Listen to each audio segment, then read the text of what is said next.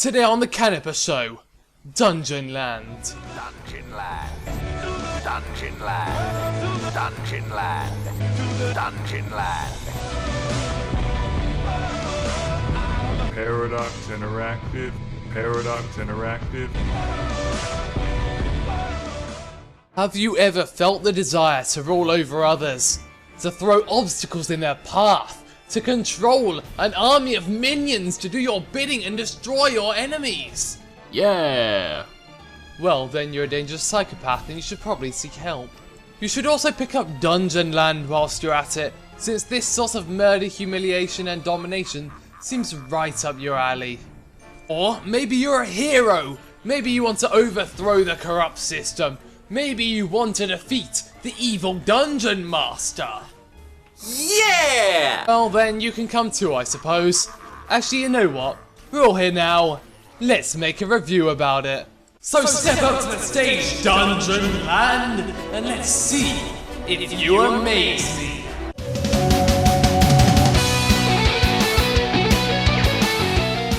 Dungeonland is a top-down dungeon crawler developed by the Brazilian team Critical Studios and published by Paradox Interactive. Now you might be thinking, top-down dungeon crawler? So it's like Diablo or Torchlight. And you know what? I would laugh at that thought. Dungeonland is much more of a party game with a lighter setting and a very comical style. But I think I can explain it better if I break it down. The idea of Dungeonland is that the game is split into two styles of play. You can either play as the great and powerful Dungeon Master, or you can play as the lowly pathetic heroes. So the heroes have three generic classes: Warrior, Rogue and Mage. They each have three unique skills, one of which being an ultimate skill. You have to go through the dungeon by working together to kill the monster. Now I may sound somewhat bored! Guess why? It's because playing as the hero is bloody boring. Let me explain. Take the warrior for instance. The warrior has three attacks: a shield, a hammer swing and a hammer smash. So, you approach an enemy. What's your options? Small attack, big attack or protect? Does this sound like fun to you? Does this sound like something you'd want to do for 20 minutes at a time? Nope. At least the assassin is somewhat interesting, with a ranged attack, a heavy ranged attack and a backstab, but even then it's still a dull moveset. But let's take a look at the other style of play, the Dungeon Master. When playing as the Dungeon Master, the game suddenly becomes fun. When you start the game, you get a choice of monsters you can summon as well as powers and bosses. Throughout the game, you throw all this stuff at the heroes over and over and over again until they go down. Then you need to try and stop the adventurers from helping them up. How would you do this? Assume direct control of one of your monsters. Does this sound like fun yet? Because it is. But I'm sure I'm missing something really, really awesome. Oh yeah, you play as the freaking boss. As you might have seen, this isn't really the dark and gritty dungeon crawler that you might have been accustomed to. Oh no, this game takes place in a far more fearsome and dangerous place. A theme park. Hide your wallets, hide your spare change, and for the love of God, hide your credit card. Dungeonland's setting is truly tragic. But because of this setting, Paradox had the opportunity to make the game a lot brighter. In a dungeon. Can we please remind them what a dungeon is? A dungeon, Paradox, is a cell where we used to keep prisoners in medieval castles.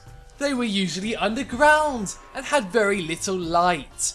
Disneyland is not a dungeon. Alton Towers is not a dungeon.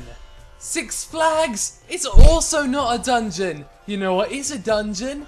This is, and this is.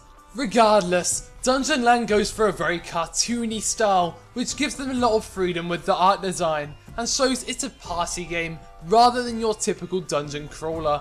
And it's up to you whether that's what you're looking for. The selling point of Dungeonland is the DM mode, which allows for one player to play as the Dungeon Master and 3 others to play as the heroes. This is a particularly fun mode that's great to play with your friends. It's a shame there's only one map, but at least there's other fun modes available. Oh, wait, none of these other modes use the DM. And you just kill things? It's like Paradox thought up the DM mode idea and said, well, that's enough innovation for today, and throw in a bunch of boring repetitive modes. Infinite Dungeon! Who the hell wants to play as the freaking heroes infinitely? This would have all been fine if they would have added more to the DM mode, but it's almost like they replaced their entire freaking dev team with robots without the capacity to feel boredom. If you buy this game, don't even bother touching these modes. They're all just boring crap tacked onto the game to make it seem like the game has more content. That all said, the DM mode is very fun to play, and they completely nailed the idea of being the Dungeon Master with some great narration mocking the players and even an evil laugh button. Speaking of which, the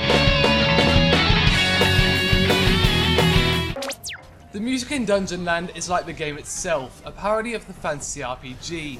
It's all fairly good with music suiting each situation that comes up, but honestly there's nothing that really stands out, and it keeps the game from getting intense or exciting.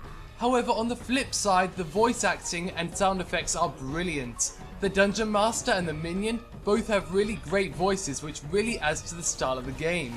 There's also, as I mentioned, the evil laugh button, which can be used to mock the heroes. However, online it can get a bit overused and really annoying.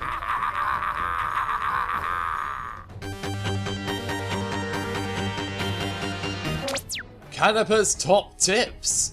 Number 1, if you're playing as the Dungeon Master, use a keyboard and mouse. Number 2, if you're playing as the hero, I'm so sorry. Also, use a controller. Number 3, you can completely rebind your controls. Number 4, you can play with 3 people on one PC and local play. Number 5, there's always a number 5. If you're new to my reviews, then I formally apologise. I'll also quickly explain this category for you. The Clincher is a category based on the time that the game engaged me for. So, prior to this review, I played Dungeonland for 4 hours. Now you might be saying, 4 hours? That's pathetic! I spend 400 hours playing Skyrim! And I tell you to jump off the next available skyscraper. Dungeonland is a small game and each dungeon crawl lasts about 15 minutes. There was more than enough time to get the full experience of Dungeonland. I will, however, not be playing Dungeonland after this review.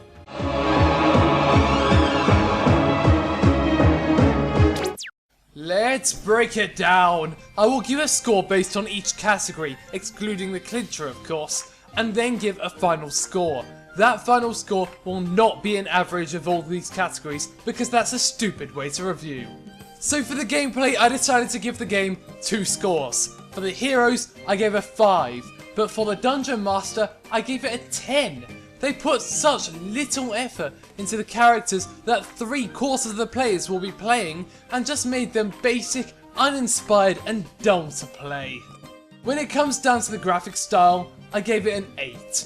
There's certainly more they could have done with it, but overall, they nailed the idea of a theme park dungeon, even though that makes literally no sense. There's so much wasted potential when it comes to the game's appeal. They brought me in expecting a fully fledged DM mode with different maps and options, and instead I got something that was so basic and repetitive that it just left me disappointed.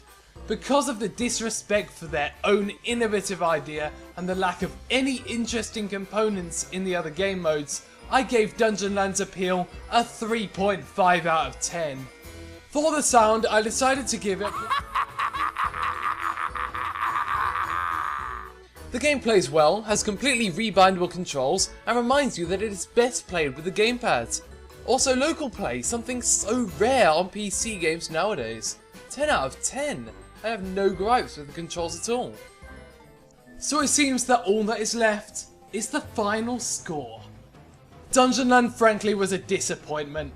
There are so many times where I just had to ask myself, why did they even bother? And I still can't think of an answer to it.